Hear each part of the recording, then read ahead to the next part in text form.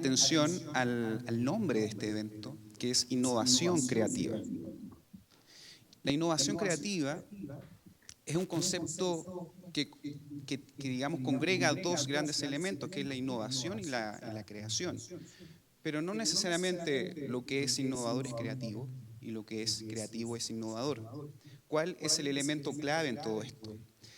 En que finalmente el que elabora una propuesta de innovación va a ser creativa en la medida que las personas, los clientes, los usuarios utilicen aquella herramienta que es innovadora.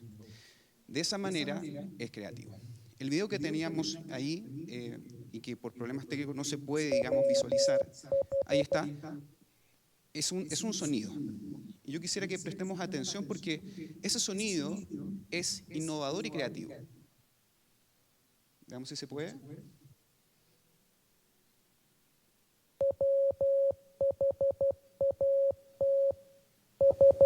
Bien.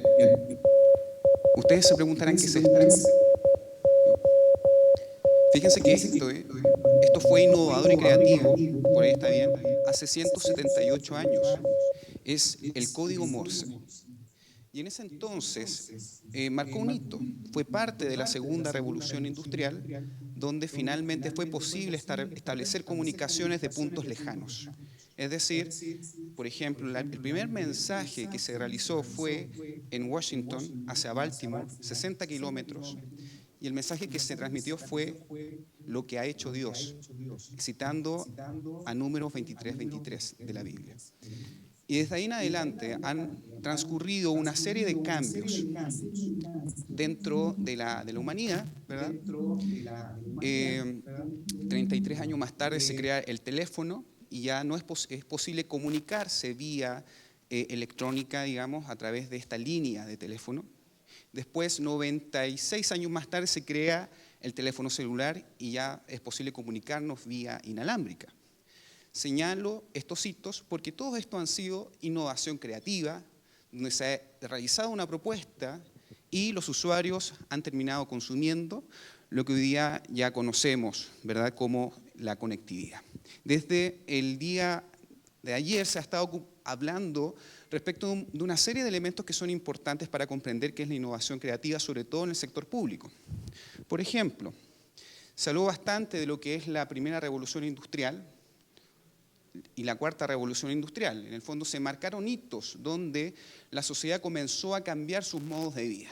Por ejemplo, si vamos ahí a la primera revolución industrial, claramente la atracción animal se dejó por el uso de energía proveniente del carbón, ¿verdad? Y ahí donde se desarrolla todo lo referente al ferrocarril. Pero la segunda revolución industrial está marcada principalmente por el uso de la electricidad, ¿bien? Y esta surge justamente en el año 1914 aproximadamente.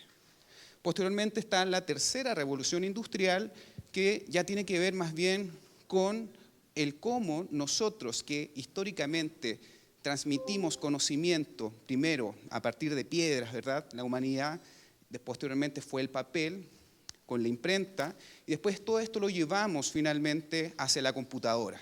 Y hay un salto superlativo, más o menos se dice que está cercano a 1960.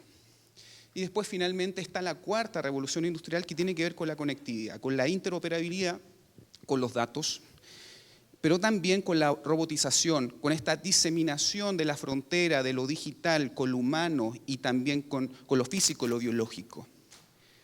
Estimados, es muy probable que en los próximos años utilicemos un diadema en nuestra cabeza y podamos comunicarnos con cualquier persona del mundo, independientemente del idioma, ¿sí?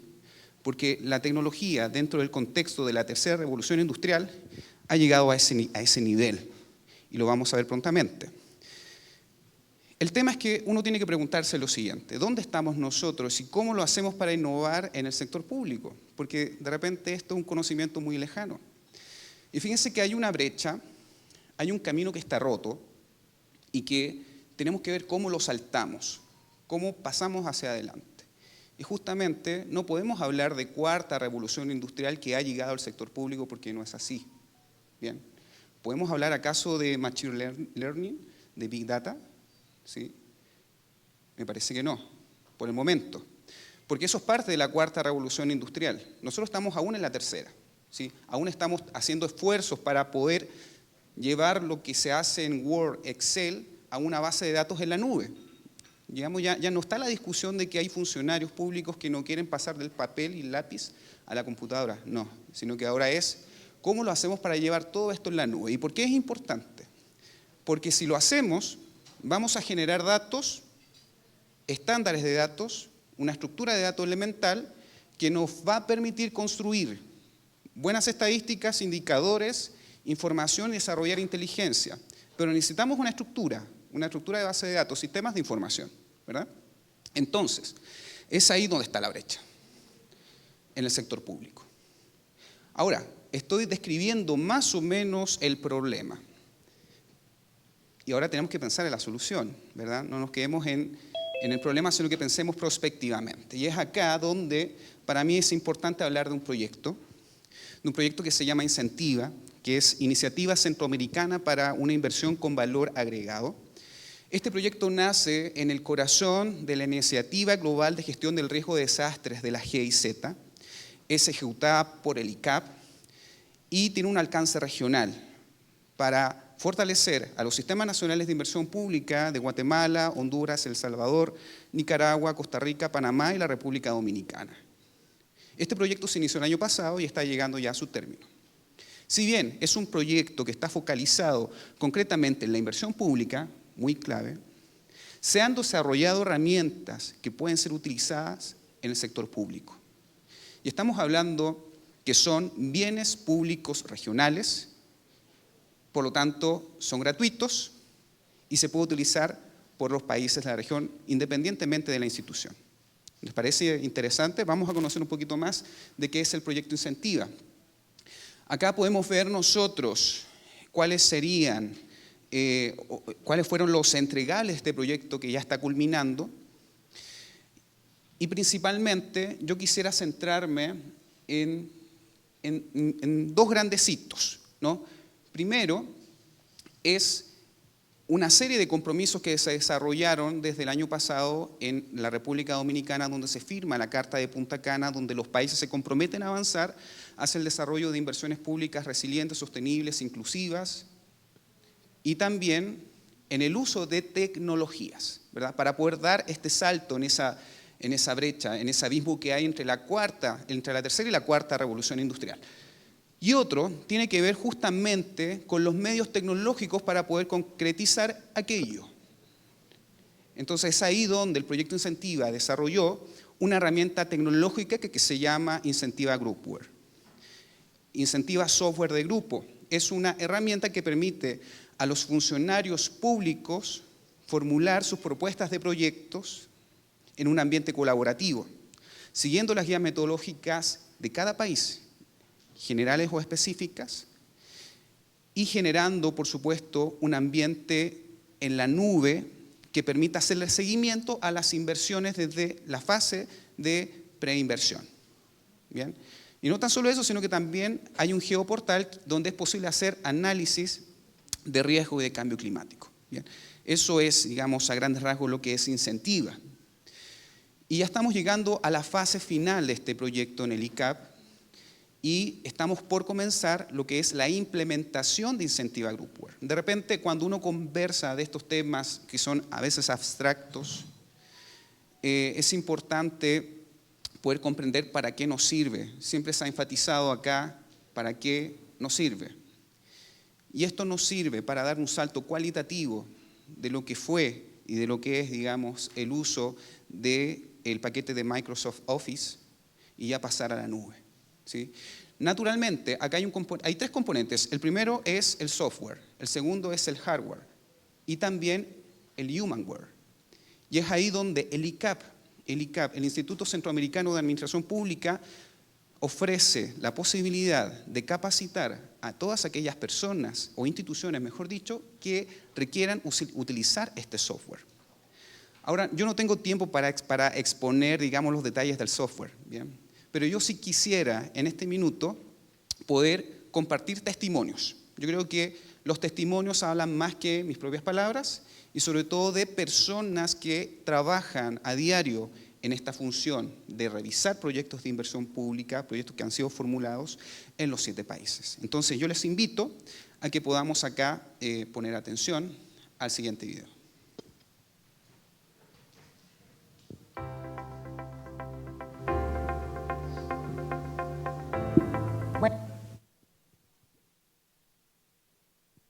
Bueno, el taller ha sido desarrollado increíblemente bien, ¿verdad? Han abarcado diferentes aspectos que de alguna forma nos pueden ser de mucha utilidad dentro del Sistema Nacional de Inversión Pública para Guatemala. Incentiva es una herramienta que va a facilitar el trabajo tanto para los formuladores como para los evaluadores, y es una herramienta muy versátil que va a permitir que ese proceso se dé de una manera más flexible y también adaptándolo a las necesidades de cada uno de los SNI. Facilitaría a los formuladores de proyectos en tener un esquema predeterminado y una herramienta que ayuda a la gestión de riesgo de desastres, localización más efectiva de los proyectos y recortaría incluso hasta pasos y haría un proceso más ágil de inversión.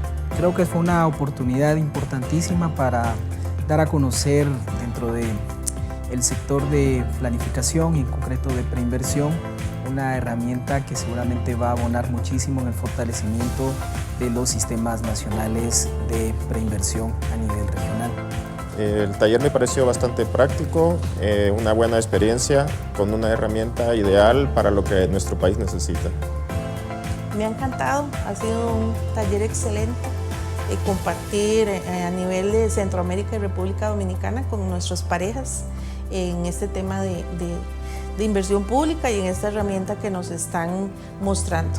Me parece un excelente taller en el cual se ha presentado una herramienta que es de suma importancia para las entidades públicas de inversión. Bueno, pues el taller realmente ha sido bien interesante. Creo que ha sido algo que nos ha dado bastante reflexiones hacia el futuro. ¿Qué es lo que se puede hacer pues, para mejorar a las instituciones? Creo que a través de la socialización en cada uno de los países podríamos buscar la manera de tener una plataforma única en la cual se pudieran desarrollar metodologías lo más específica a cada país, pero sin perder la razón de ser del incentivo. Eso fue parte de un taller que se realizó en San José de Costa Rica durante este año, donde se puso a prueba la herramienta. ¿Bien? Y justamente ellos estuvieron durante 2 días probando, experimentando.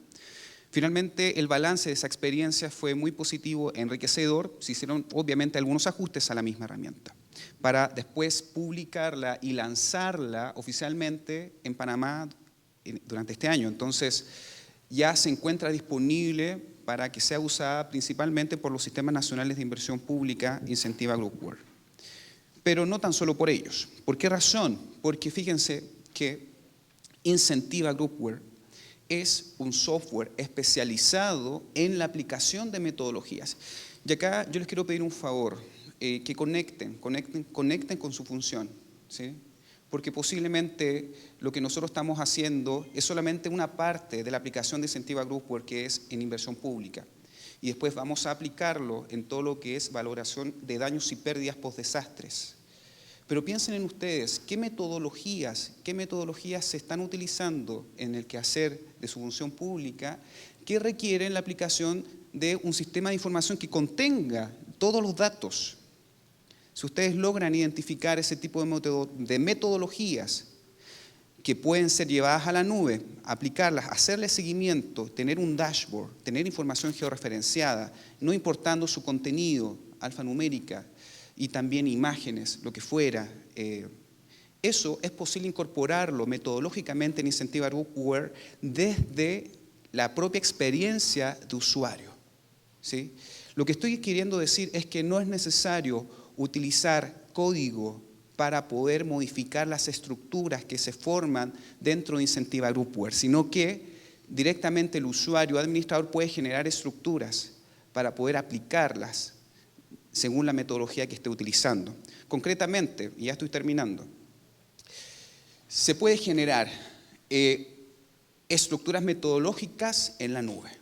Segundo, hay una interfaz web enfocada en el usuario. Y esto es muy importante porque el software se trabajó por un grupo interdisciplinario, experto en este tema, donde se testeó con una serie de usuarios para ver si cumplía o no con el estándar UX. Después, las bases de datos alfanuméricas y geográficas están almacenadas en la nube y uno puede consultarlas simplemente haciendo algunos clics y filtros. Después, también es posible consultar dashboard y hacer seguimiento y control. Algo muy importante, algo que el uso de Excel no lo permite hacer de forma tan rápida, que es poder hacerle seguimiento a todo lo que se fue desarrollando, elaborando. ¿Bien?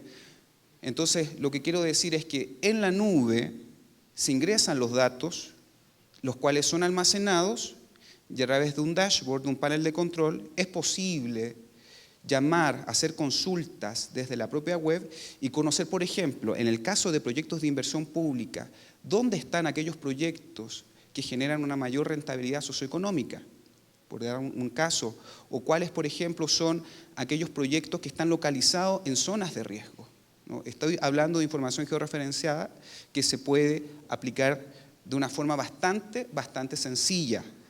Después, y para estar terminando, tenemos dos elementos más. Uno de ellos, no cambia esto, ahí está. Uno de ellos es el modelo colaborativo en tiempo real, que eso es parte fundamental de la cuarta revolución industrial. O sea, en el fondo, que las modificaciones que yo hago en esta parte del documento de proyecto, por ejemplo, que estoy abordando desde la metodología, otro puede ver cuál es la modificación en el tiempo real, ¿sí? Eso es clave porque nos ayuda a que el trabajo colaborativo sea realmente colaborativo, interdependiente y en tiempo real. Y finalmente, algo que es también clave, que es de código abierto. Y esto es algo muy bueno, porque no hay que pagar una licencia anual para poder acceder. Lo que sí hay que velar es por la actualización, el soporte, ¿verdad? Pero todo es código abierto. La estructura general está armada desde distintos códigos, por ejemplo, lenguaje de programación, y después decanta también, por supuesto, en bases de datos interrelacionadas y se proyecta en una interfaz que podemos ver después, sin ningún problema, desde la página icapincentiva.org. Este es el equipo de trabajo que apoya el proyecto desde el ICAP. Hay expertos internacionales en la materia de cambio climático, gestión de riesgo de desastres, gestión para resultados, inversión pública, etcétera. En colaboración con la Universidad de Costa Rica, la Corporación OSO, UNDRR, CEPRENAC y COSEFIN se han abordado reuniones y se han sugerido también ciertas adaptaciones de la misma plataforma para poder utilizarlas y tener legitimidad institucional dentro de la misma región.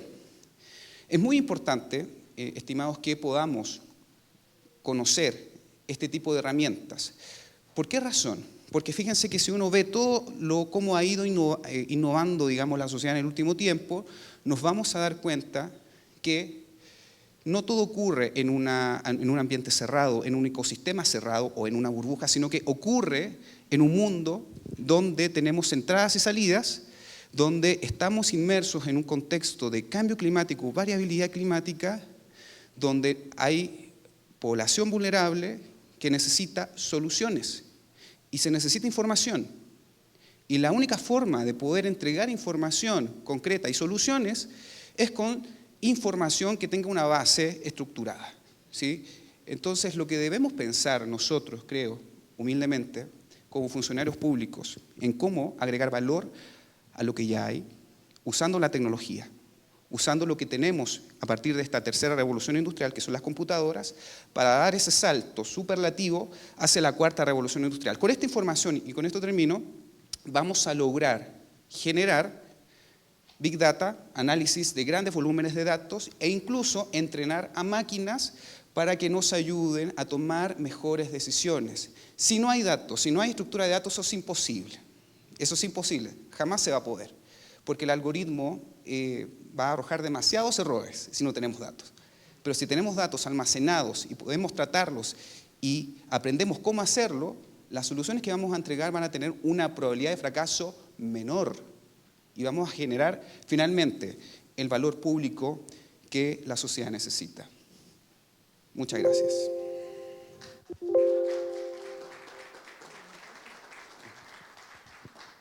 Muchas gracias por la presentación. Realmente nos hizo un recordatorio de la línea del tiempo, ¿verdad? De la primera revolución hasta la cuarta revolución, y nos plantea que la administración pública todavía tiene una brecha, ¿verdad? Y esta brecha está relacionada con los sistemas informáticos, el manejo de base de datos, ¿verdad? La Big Data. Y un ejemplo de un avance e iniciativa exitosa es el sistema informático que tuvo a bien presentar, ¿verdad? El cual agrega valor a lo que ya se venía realizando, ¿verdad? Y surge como respuesta a la recuperación económica pospandemia y busca mejorar el proceso de formulación y evaluación de proyectos de inversión mediante la incorporación de metodologías nacionales y en los análisis de riesgos asociados al emplazamiento de las iniciativas de inversión. Así es de que muchas gracias por la presentación. Porque ICAP presenta esta iniciativa que viene a facilitar y a fortalecer a las instituciones públicas, ¿verdad? Así que nuevamente, muchas gracias. Ahora vamos a continuar con nuestro siguiente panelista y es el señor Santiago Medina, que está conectado desde El Salvador. Él es director de Gobierno Abierto de la Comisión Presidencial de Gobierno Abierto y Electrónico, economista, experto en gestión pública local y gestión de proyectos, con experiencia en finanzas públicas, inversión, descentralización fiscal, gobernabilidad local, alianzas público-privadas, economía urbana y diseño en gestión de proyectos. Director del proyecto Agencia de Estados Unidos para el Desarrollo Internacional, Gobernabilidad Municipal en El Salvador. Así es que le damos la bienvenida al señor Medina.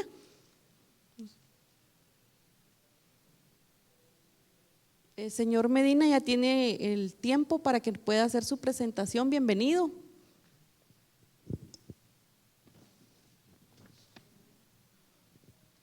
Buenos días con todos, con todas. No sé si me escuchan. Perfecto, qué bueno. Y solo quiero confirmar de que voy a tener apoyo pasando las diapositivas.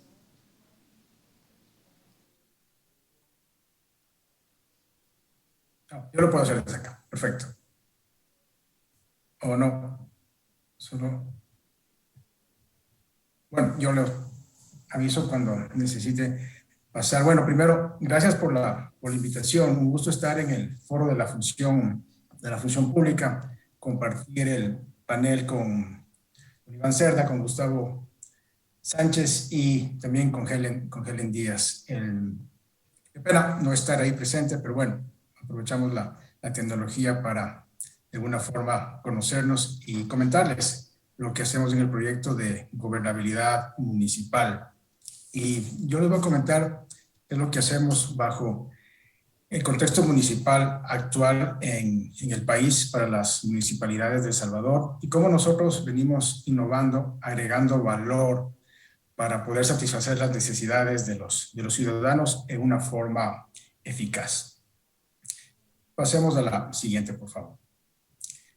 Estamos ubicados en El Salvador. Nuestro proyecto tiene fondos de la Agencia de los Estados Unidos para el Desarrollo Internacional, USAID.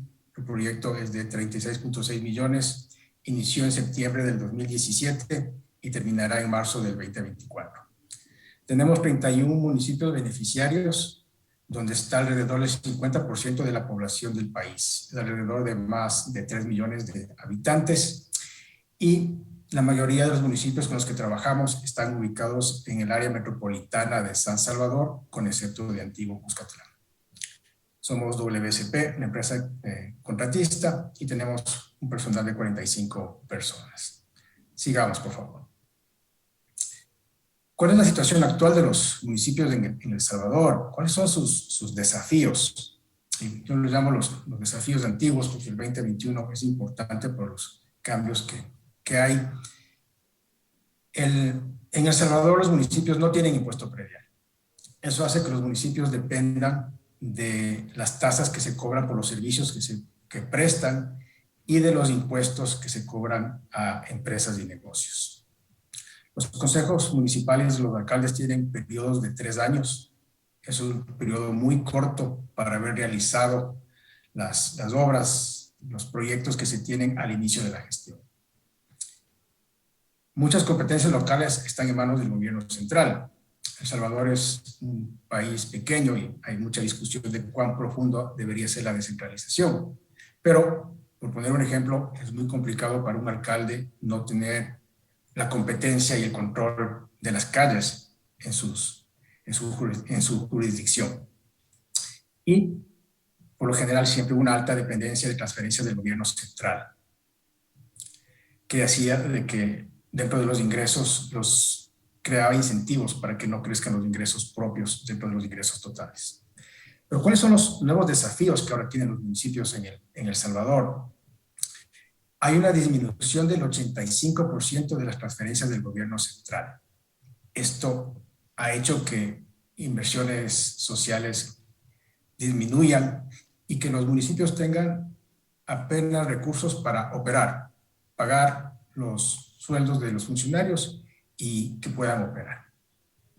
Y también otro nuevo desafío es que la Asociación de Municipalidades y el Instituto de Desarrollo Municipal se cerraron, y eso, además de quitar una representación colectiva de los municipios, hace que los municipios no tengan un instituto de desarrollo municipal que proveía asistencia técnica y capacitación.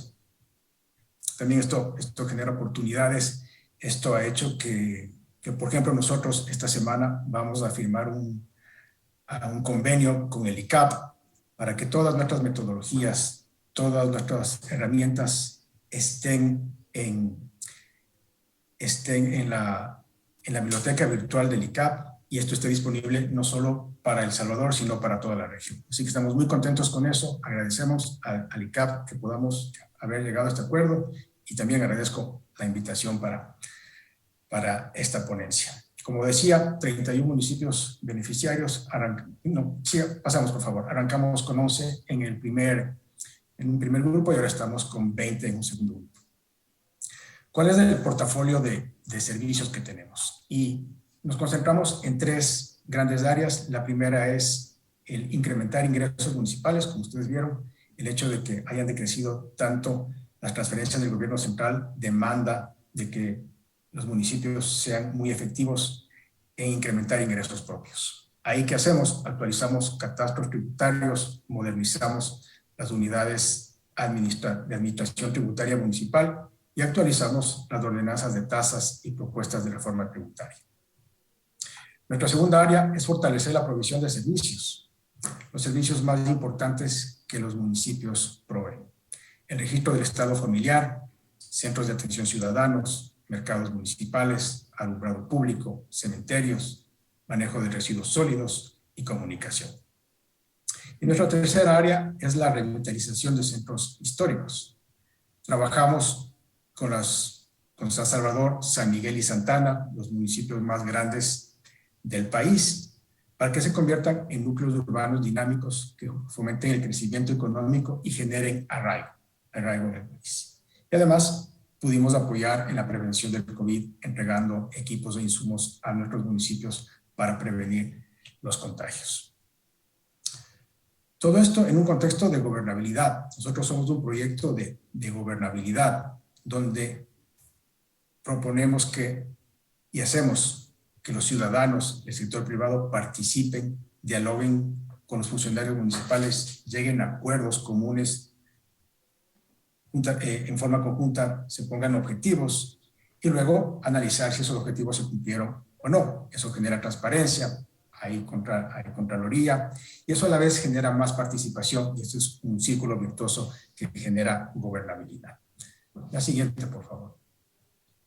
Aquí básicamente están los servicios que acabo de mencionar con el nombre de los municipios donde trabajamos, y que podemos pasar a la siguiente.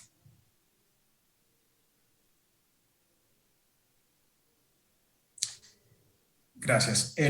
Aquí quiero comentar qué es lo que nosotros específicamente hacemos en estas 3 áreas donde básicamente por el tiempo que estamos trabajando con los municipios de El Salvador, qué hemos aprendido, qué vamos innovando y qué resultados tenemos. Voy a describir qué hacemos en asistencia técnica en estos 3 componentes y también en donaciones. En donaciones en estos 2 años vamos a invertir alrededor de 5.8 millones en nuestros municipios. Como les decía, muy importante ahora para los municipios es mejorar la gestión financiera. Aquí apoyamos en mejorar la recaudación de impuestos y tasas, recuperación de mora tributaria y fortalecimiento de la gestión del gasto. ¿Qué entregamos a nuestros municipios? Equipos inmobiliarios para las unidades de administración tributaria, software tributario, actualización catastral. En servicios, trabajamos en agilizar y automatizar procesos. Muy importante automatizar procesos que permitan la implementación de pagos, servicios y certificados en línea. A eso apuntamos. Y también siempre creamos comités ciudadanos desde el inicio de nuestras intervenciones para que los comités ciudadanos hagan seguimiento de los servicios que fortalecemos. ¿Qué entregamos a los municipios? Entregamos materiales de inmobiliario para remodelar instalaciones, computadoras, equipos especializados para servicios y equipos y herramientas de trabajo para los trabajadores y para los funcionarios públicos. En la revitalización de centros históricos actualizamos planes y regulaciones, mejoramos espacios públicos e involucramos a la sociedad civil organizada y al sector privado para que trabajen y activen estos espacios públicos. En donaciones entregamos materiales de inmobiliario urbano para espacios públicos, hacemos actividades de activación de espacios públicos con la sociedad civil organizada y también creamos sistemas de información. Pasemos a la siguiente, por favor. Algunos resultados importantes y una de las cosas que nosotros vemos que generan valor y dejan un legado importante para los municipios del país. En la mejora de ingresos, nosotros estamos trabajando para concluir 16 catastros tributarios, 27 ordenanzas de tasas por servicios, 14 anteproyectos de ley de impuestos municipales, 13 planes de recuperación de mora tributaria, 10 software tributarios. Y creo que una de las cosas más importantes es de que toda propuesta de incremento de tasas o de impuestos la discutimos con ciudadanos y con los negocios. Esto permite que autoridades municipales conozcan la percepción de los ciudadanos y negocios. Todos están abiertos a conocer y siempre a pagar más a cambio de un servicio mejor provisto. Y por el otro lado, también los ciudadanos y los empresarios conocen la situación actual del municipio, conocen cuánto cuesta proveer realmente un servicio. Así que esto es muy importante y como decía en las primeras diapositivas, para nosotros es muy importante la participación ciudadana y del sector privado en todas las intervenciones que hacemos. Hemos logrado reducir los tiempos de tramitación. Eso ayuda a eliminar las barreras administrativas para el pago de impuestos. Ahora, un ciudadano se acerca al municipio y para obtener un estado de cuenta de propiedad y de negocios que antes se tardaba 16 minutos, ahora se tarda 4 minutos. La entrega de certificados de solvencia, por ejemplo, que antes se entregaba en 6 minutos, ahora toma 1 minuto. Eso es muy importante, como digo nuevamente, para que los ciudadanos puedan pagar los impuestos de forma eficaz. ¿Qué hallazgos tenemos con los municipios con los que trabajamos? Esto es hallazgos que los tenemos ahí de toda la información que tenemos. $1 invertido en la actualización catastral representa $3.60 en ingresos anuales por la recolección de residuos y $2.30 por alumbrado público. Esto quiere decir que por $1 invertido en actualización catastral, en estos 2 servicios, el municipio en un año recibe $5. Es importante esto porque nosotros demostramos a los consejos municipales que ellos no necesariamente necesitan la cooperación. Ellos podrían endeudarse en un banco, hacer el catastro y en un año pagar la deuda y tener todavía $4 de estos 5 para las arcas fiscales.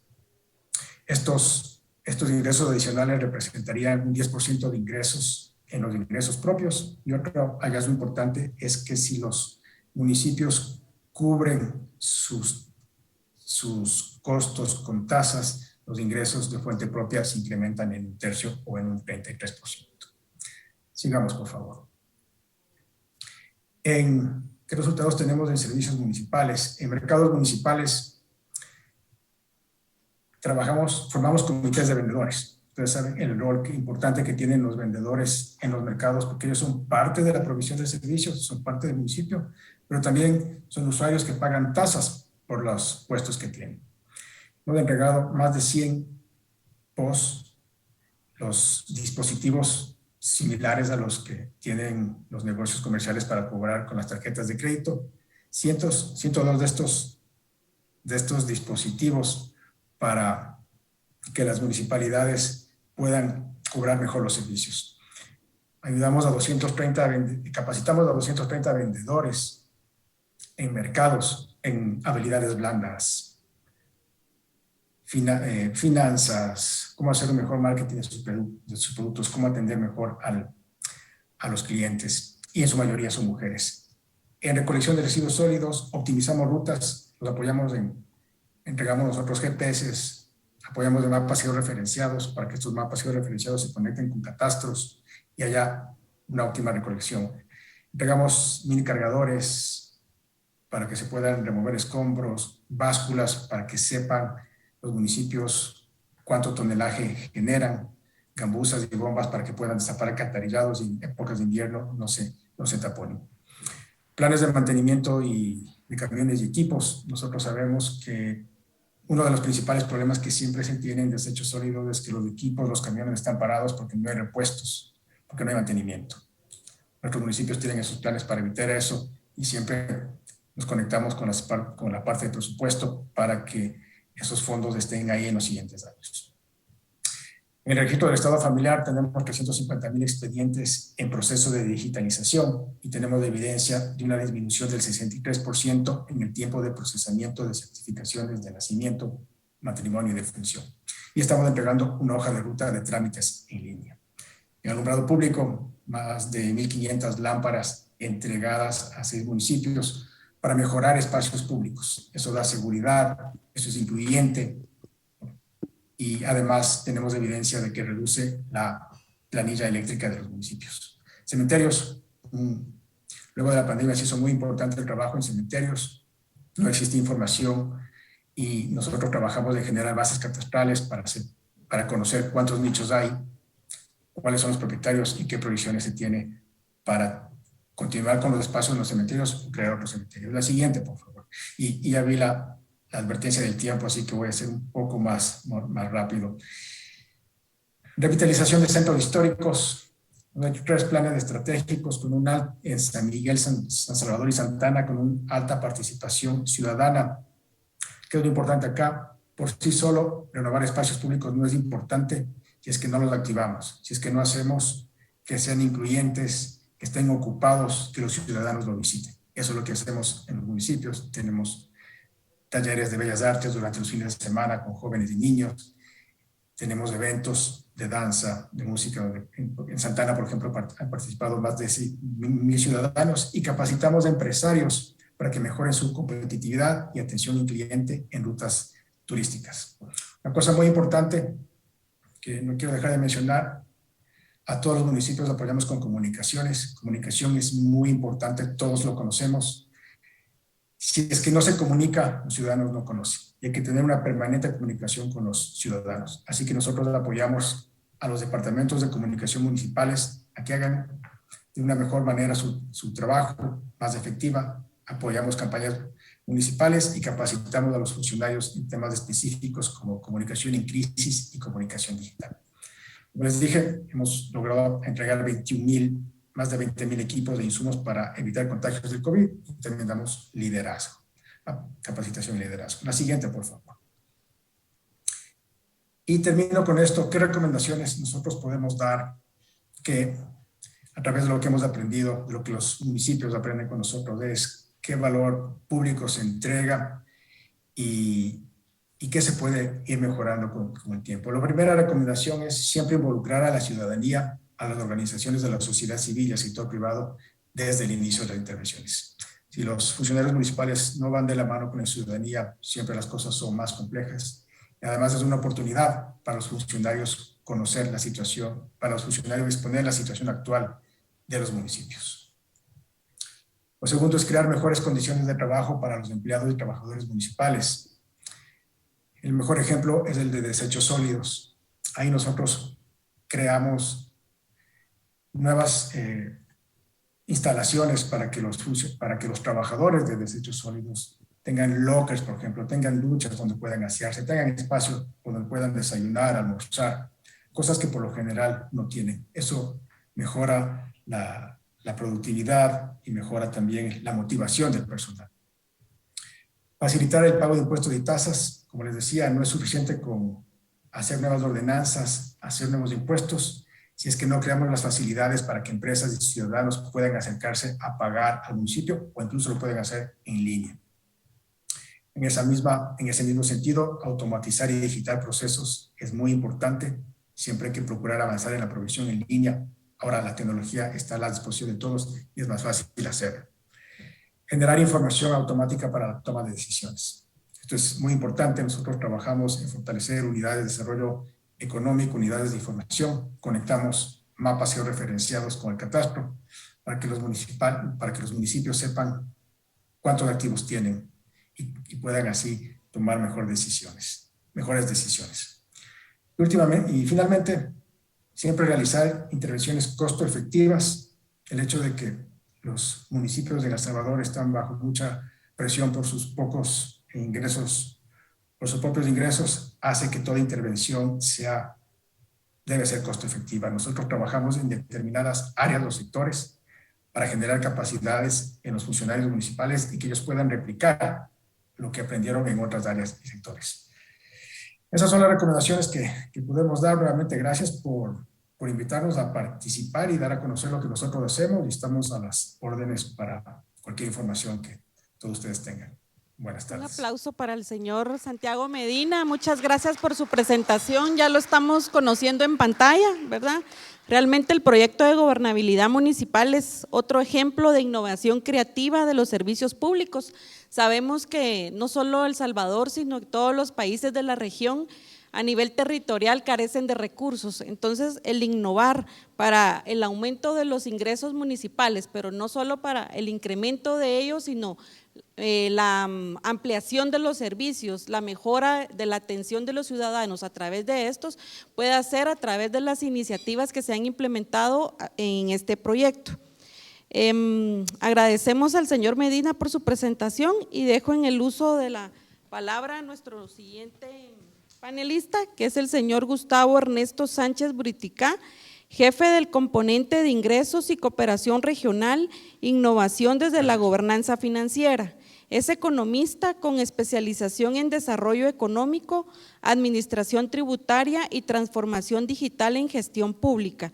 Cuenta con una trayectoria profesional de más de 8 años en proyectos de cooperación internacional, enfocándose en gestión de finanzas públicas y la movilización de recursos. Ha aportado en proyectos para el fortalecimiento institucional y el desarrollo de capacidades en ministerios de finanzas y administraciones tributarias de Centroamérica, Panamá y República Dominicana. Así es que le damos la bienvenida y le escuchamos. Sí, muchas gracias y muy buen día a todas y todos. Es un gusto estar aquí presente con todos ustedes hablando de estos temas que son tan importantes en este momento en el que nos encontramos. Agradecería si pueden poner la presentación.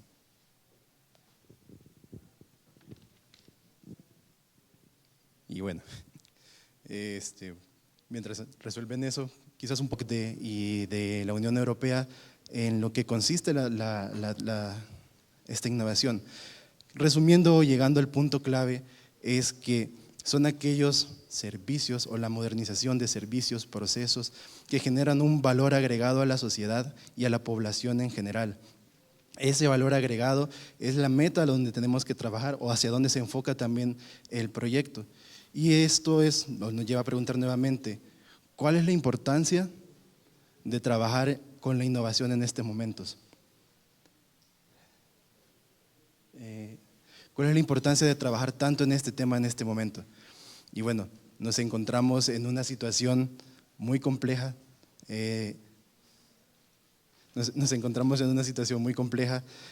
donde hay muchos cambios en nuestro contexto. Estamos desde 2020 con la pandemia del COVID, luego incremento en las tasas de interés mundial, incremento en la deuda pública y cada vez son más y más elementos, shocks, que vienen a afectar la sostenibilidad de las finanzas públicas en los países. Entonces, en este momento justo que hablamos de innovación, es cómo a través de las finanzas públicas podemos generar un espacio fiscal más amplio para poder garantizar que los estados tienen la capacidad de solventar las necesidades que tienen los ciudadanos. A ver si puedo adelantar un poco más.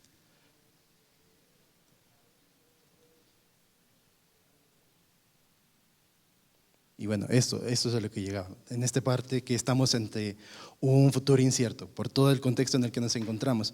Pero este contexto complejo también nos brinda oportunidades a través de las finanzas públicas. Por ejemplo, en Kenia, los contribuyentes pueden hacer declaración de impuestos a través de aplicaciones en su teléfono. En la India, el gobierno es capaz de hacer transferencias bancarias a los ciudadanos en base a análisis específicos de sostenibilidad y también en base a análisis biométricos. Y no tan lejos, en Chile, incluso aquí en Guatemala, es posible conocer la actividad económica en tiempo real y tener datos económicos a través de la facturación electrónica. Entonces, estos elementos en general nos muestran oportunidades que surgen a través de los elementos que nos encontramos ahora. Entonces, la cuestión es cómo aprovechamos estos elementos para generar innovación en los diferentes servicios y cómo a través de las finanzas públicas podemos generar los ingresos suficientes para que se puedan cumplir con las responsabilidades sociales que tienen los estados. Ante esto, ¿cómo nos enfocamos o cómo a través de la cooperación alemana vemos que trabajamos en estos elementos? Y lo vemos a través de 4 pilares claves, que son trabajo en procesos, en estrategia, en personas y en métodos. Al trabajar con personas nos referimos a la importancia, sabemos que el capital humano es el activo más importante que tienen las instituciones públicas y forman parte y ellos son los que empujan los procesos de cambio institucional.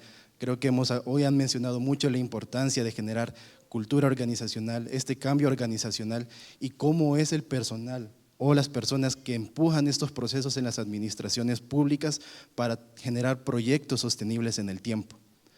A nivel de estrategia, es importante también en el desarrollo de estas medidas cómo incluimos todos los elementos claves que están definidos aquí, cómo incluimos a las personas, cómo incluimos procesos, cómo incluimos estrategias y procesos y métodos para generar estrategias también de la misma manera sostenible. Sobre los procesos, también lo vemos como un elemento adicional a la estrategia que nos permite conocer internamente las instituciones, pero también hacia afuera y ver de qué manera pueden vincularse con los elementos para mejorar la prestación de servicios. Y en relación a los métodos, principalmente desde el enfoque de la cooperación, y es algo que han mencionado mucho en el día de hoy, es cómo compartimos, por ejemplo, buenas prácticas, experiencias en la región. Sabemos que tenemos condiciones muy similares, hay puntos de partida similares en la región y eso nos ha dado, y cada país ha avanzado de diferentes maneras para abordar los problemas que tenemos.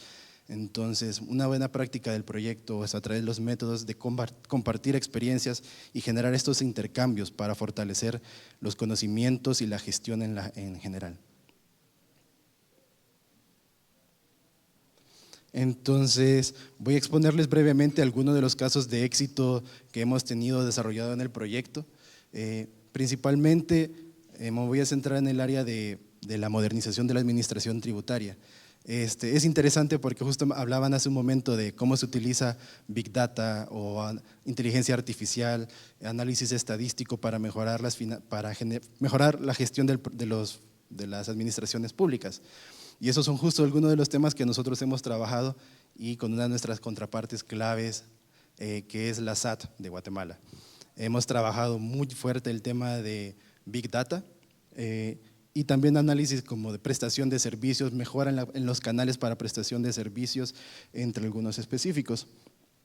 Y solamente para darles algunos datos generales de lo que hemos logrado, lo que hemos trabajado en relación a Big Data, implementado en las auditorías fiscales, a través de un proceso, un acompañamiento de un proceso, tanto de adquisición de software, adquisición de hardware, proceso de formación y capacitación para las personas claves, pero también con personas estratégicas que toman decisiones, se ha logrado desarrollar esta herramienta que ha permitido mejorar en tiempo la eficiencia de las fiscalizaciones, pero también tener análisis más específicos y más claros.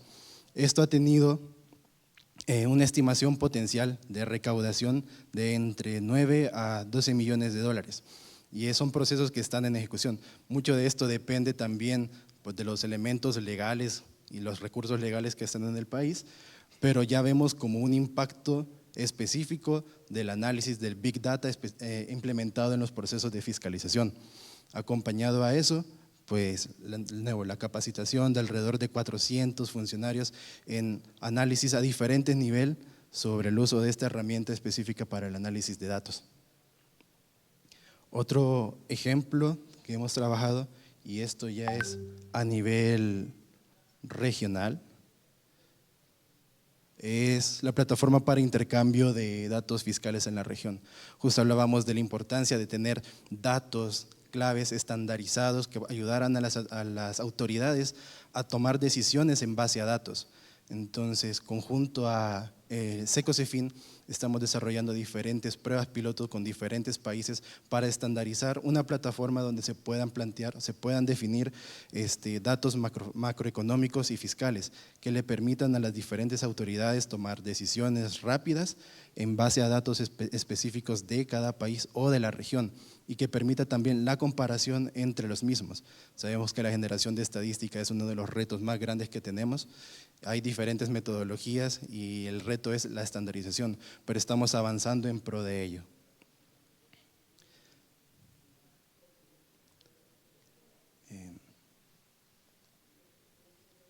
No sé si pueden, siguiente. Sí. Así que ya un poco como para ir viendo los aprendizajes de los procesos de cooperación que hemos desarrollado en los países y en la región. Principalmente es que esto implica el desarrollo de nuevos procesos y nuevas relaciones.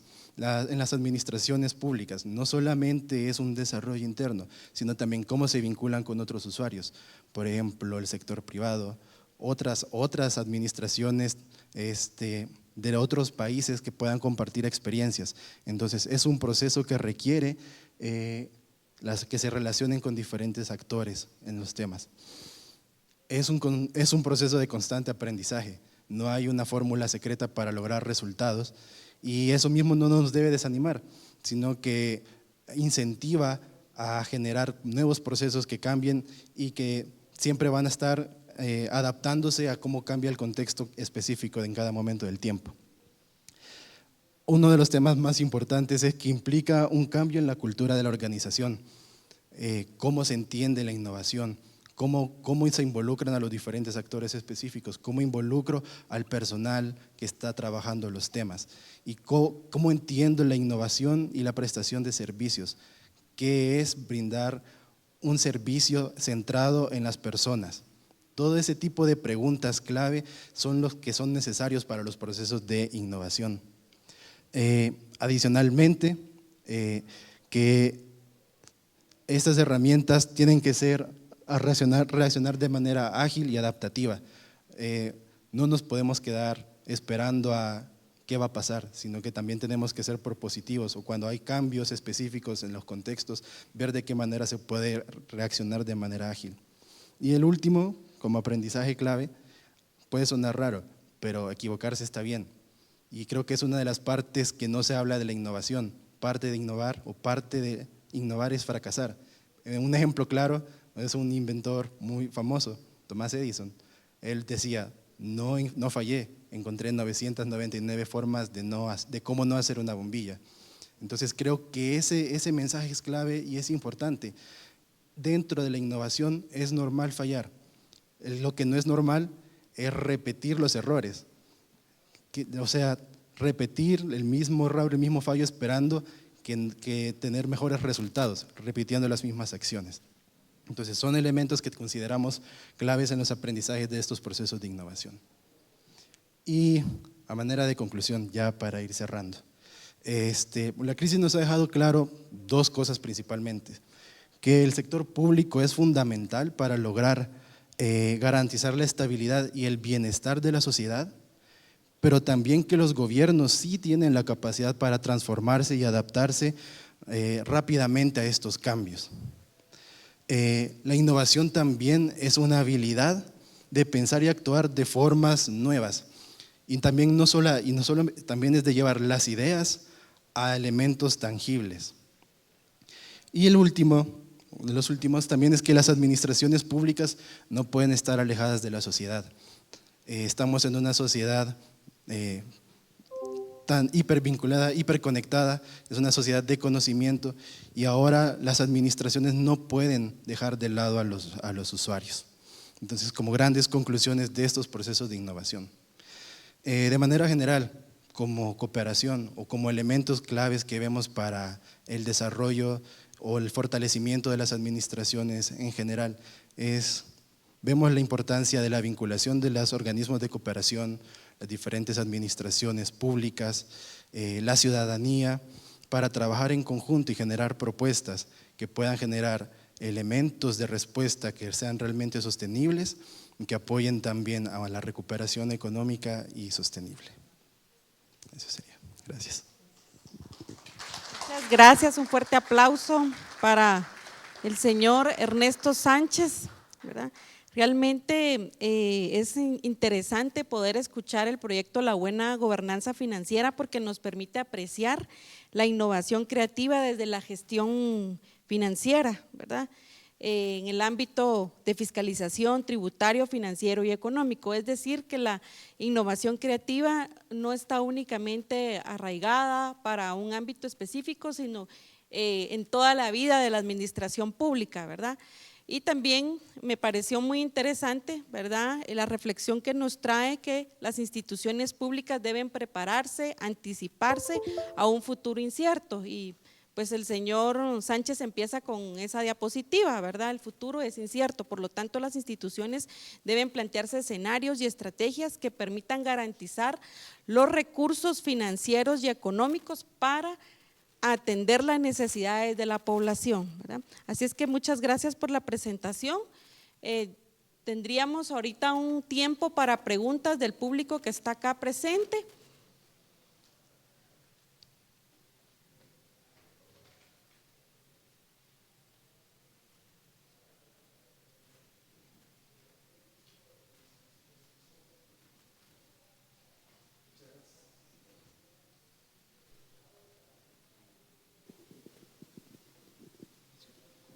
Sí.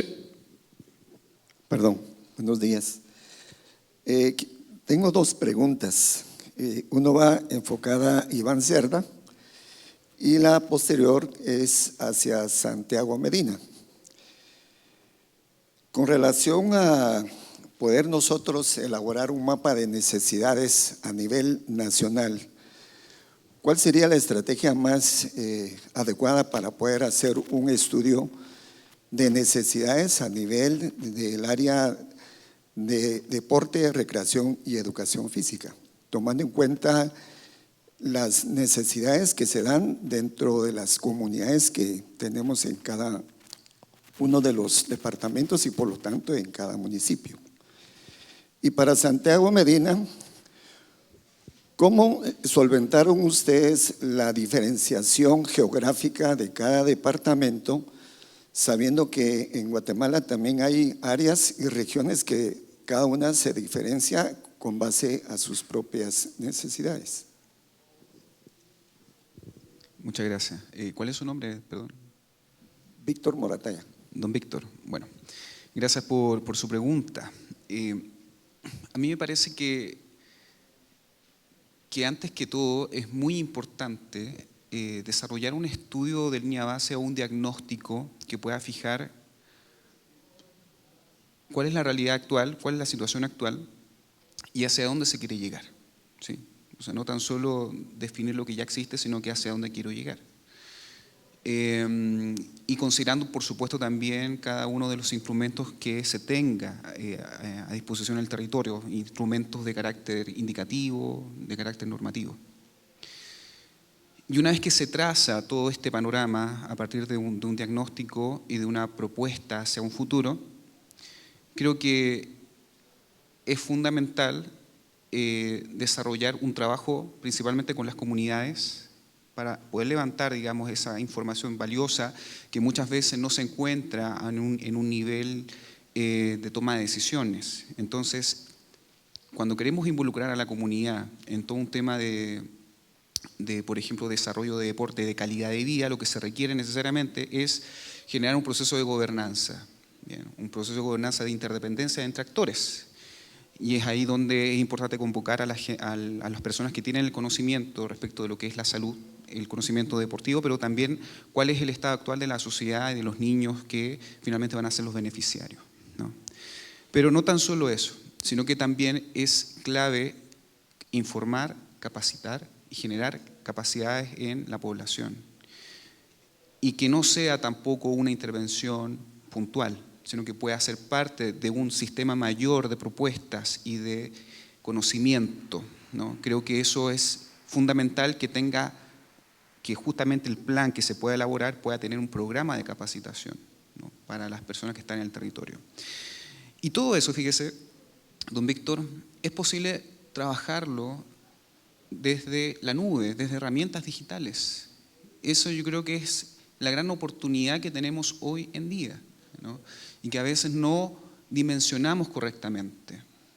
Todas las soluciones que se puedan implementar en los territorios pueden ser georreferenciadas, pueden ser manejadas en un sistema de información. Las capacitaciones no necesariamente necesitan desarrollarse de forma presencial en un lugar, sino que pueden ser vía remota.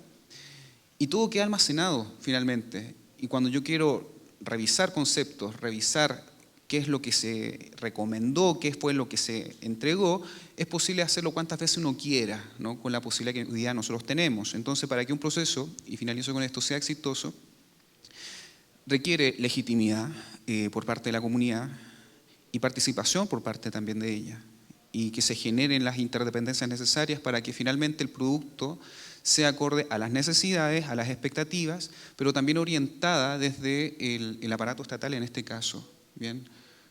Porque también hay distintos grados de conocimiento. Está el conocimiento de la comunidad, el conocimiento cultural, pero también hay un conocimiento especializado que a veces está lejano de la población y es importante acercarlo para que finalmente pueda generarse el valor público que se requiere. Creo que ese es un concepto clave que debería estar en nuestro vocabulario siempre, ¿no? De la generación de valor público y concretamente los procesos de gobernanza.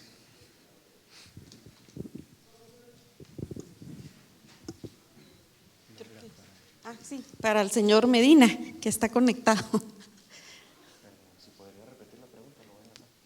¿Puede repetir la pregunta para que pueda escuchar el señor Medina? Santiago, buenos días. ¿Cómo lidiaron ustedes con la diferenciación en cuanto a las necesidades de cada municipio de El Salvador? Porque cada municipio tiene diferentes, es un mapa geográfico bastante diferenciado, ¿verdad? ¿Cómo ustedes hicieron ese estudio de...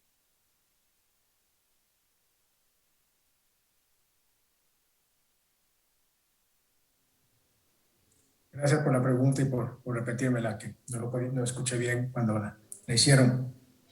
Sí, nosotros ¿cómo llegamos a identificar los municipios donde trabajamos? Usamos algunos criterios donde tienen preponderancia esto nos vamos un poco años atrás, donde empezamos nuestras intervenciones.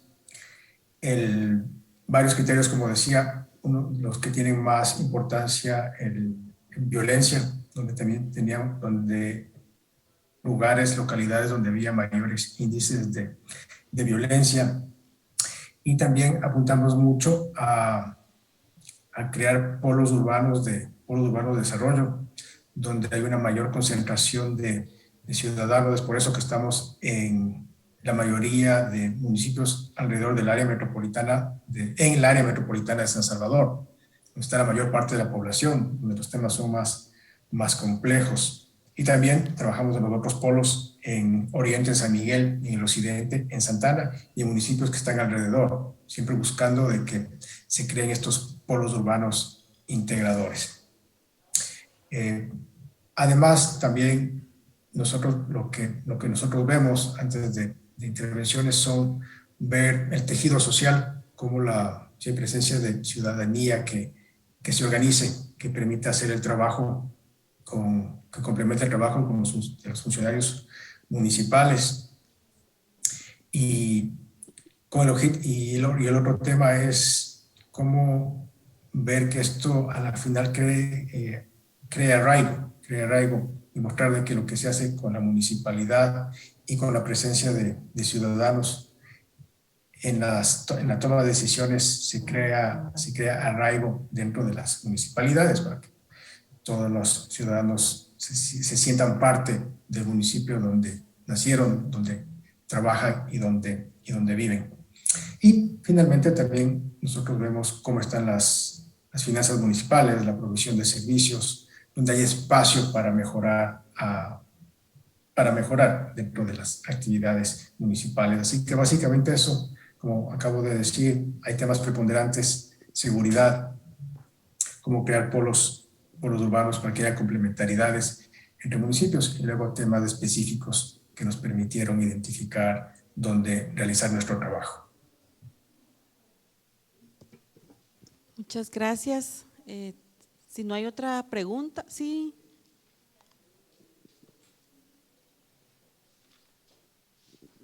Muy buen día. También la pregunta es para el maestro Santiago Medina. Si dentro del desarrollo municipal tuvieron en algún momento acompañamiento del sector académico, si las universidades apoyaban en el desarrollo de los proyectos municipales. Únicamente. Gracias.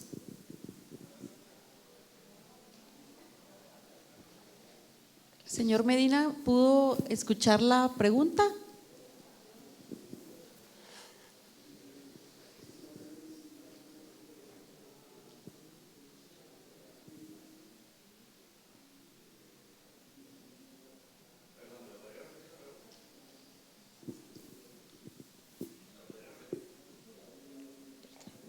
Nuevamente, si dentro de los proyectos municipales en algún momento tuvieron cooperación o acompañamiento del sector académico, es decir, si las universidades les dieron algún apoyo para el desarrollo de estos proyectos. Gracias.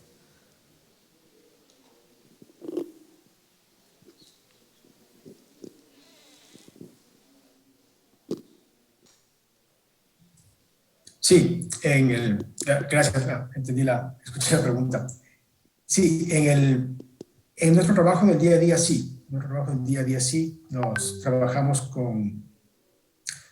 por ejemplo, actualmente trabajamos en San Miguel con la Universidad Gerardo Barrios. Ellos trabajan con nosotros para crear inteligencia de negocios. Les decía que nosotros trabajamos ahí en la revitalización de centros históricos. Entonces, con ellos trabajamos en levantar información que permita a futuros inversionistas tomar mejores decisiones, conocer cómo están las propiedades, cuáles son los sectores de la economía. Ustedes saben, el sector informal tiene una gran participación en el país, entonces no descuidamos el trabajo con los vendedores informales. Entonces ahí la universidad trabaja con nosotros en eso, en levantar información y generar mejores condiciones para que la revitalización del centro histórico, en el caso de San Miguel, sea exitosa. Entonces, ahora nosotros, como les comentaba, estamos acercándonos más a las universidades, porque queremos que ellos sean quienes también puedan difundir más nuestras metodologías, nuestro trabajo hacia otros municipios. ISDEM, el Instituto de Desarrollo Municipal, ya desapareció, entonces no hay esta entidad que antes solía hacer eso. Así que, y obviamente, siempre en el trabajo que hacemos, las universidades son invitadas porque siempre aprovechamos de ellos de evidencia que se genere para poder tomar mejores decisiones. Muchas gracias. Estamos ya finalizando con el tiempo de este panel, ¿verdad? Agradecemos a los 3 panelistas por su presentación y únicamente quiero recordar algunos mensajes claves de los 3 panelistas, ¿verdad? Para que no robe la patente o la autoría. Es una herramienta innovadora cuando es utilizada por los ciudadanos, ¿verdad? Ese es el primer mensaje clave, ¿verdad? O sea, es innovador porque se utiliza, porque sirve, ¿verdad? ¿Cómo agregamos valor? A lo que ya tenemos, a eso se refiere la innovación creativa, o sea, a lo que ya tenemos, y eso nos lleva a cambiar, a transformar lo que estamos haciendo.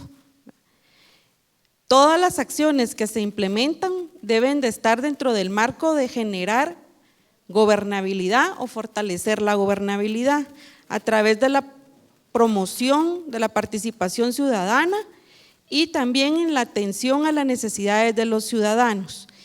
Otro elemento muy importante que los 3 panelistas nos dieron a conocer es la importancia de la articulación público-privada y de la sociedad civil para la implementación de las estrategias que permitan, ¿verdad?, brindar servicios de calidad a la población y previamente que estos servicios pues sean innovadores. Y por último, ¿verdad?, que el fracaso no sea el motivo para dejarlo todo, sino que sea el motivo para continuar. Así es que muchas gracias a ustedes por su presentación y a las personas que nos acompañaron en este panel. Que tengan feliz día.